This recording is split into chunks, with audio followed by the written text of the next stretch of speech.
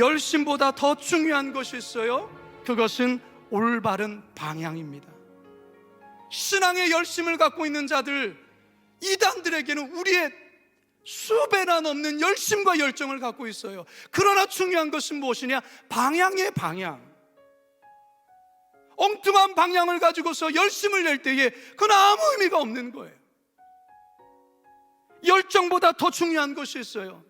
그것은 하나님의 본심을 아는 거예요. 하나님의 뜻을 아는 거예요. 자기 생각에, 자기의 뜻에 아무리 열정을 갖고서 열심히 일해도 그건 하나님과 상관이 없는 거예요. 하나님은 지금 이 시간도 이 선포되는 말씀을 통해서 당신의 뜻을, 당신의 본심이 무엇인지를 여러분들에게 알려주고 계세요. 따라서 여러분들은 그 하나님의 본심을 알려고 애쓰셔야 돼요. 하나님이 여러분들이 대단한 일을 많이 하는 것을 원하기보다 하나님이 여러분들의 마음을 원하세요. 하나님이 여러분들의 마음과 연결되어지기를 원하세요. 여러분과 교제하며 여러분과 사귐을 갖기를 원하세요. 그리고 여러분과 동행하기를 원하세요.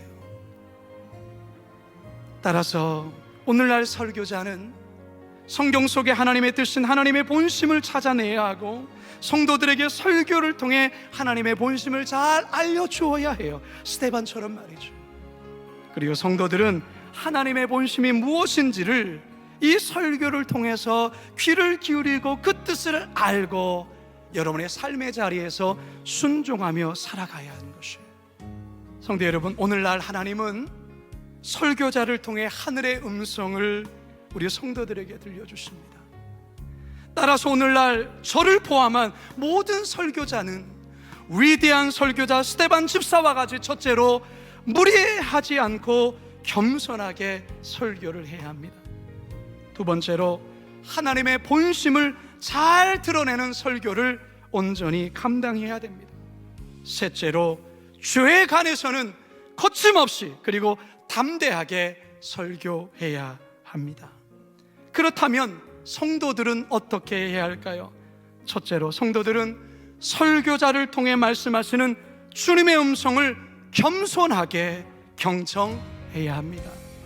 둘째로 설교를 통해 말씀하시는 하나님의 본심을 깨닫고 그 말씀 앞에 나의 생각을 내려놓고 순종해야 합니다.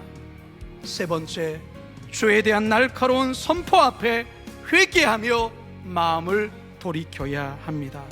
그러면 영혼이 살아나고 교회가 살아납니다.